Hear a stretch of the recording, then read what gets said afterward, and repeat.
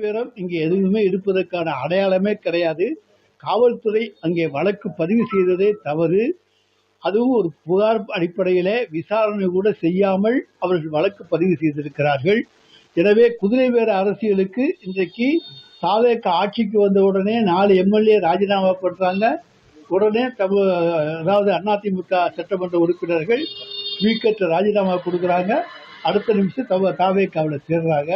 எனவே அந்த 108 என்பதை 120ஆக ஆக்க வேண்டும் என்கின்ற அந்த இலக்கோடு அவர்கள் குதிரை பேர அரசியலிலே ஈடுபட்டிருக்கிறார்கள் என்பது இன்றைக்கு வெளிப்படையாக தெரியும்.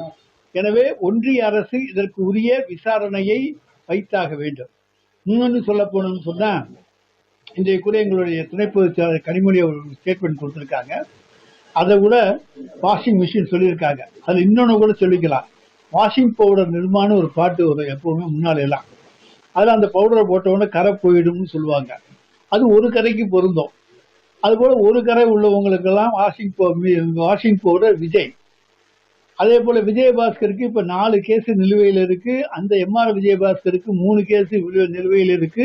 வேலுமணி போன்றவர்கள் அவங்க மேலேயும் கேஸ் நிலுவையில் இருக்கு. அதையெல்லாம் பவுடர் போட்டு இது பண்ண முடியாது, துவைக்க முடியாதுனால மிஷின்ல போட்டு தான் துவைக்கணும். அந்த மிஷினுக்கு பேரு விஜய்னு தான் வச்சிருக்காங்க, வாஷிங் மிஷின் விஜய். எனவே வாஷிங் மிஷின் விஜயில வாஷிங் பவுடர் விஜயை போட்டு துவைத்தால் அவர்கள் எல்லாம் யார் யாரின் மீதெல்லாம் ஊழல் குற்ற வழக்குகள் இருக்கிறதோ அவர்களெல்லாம் புனிதர்களாக புத்தர்களாக மாறிவிடுவார்கள்.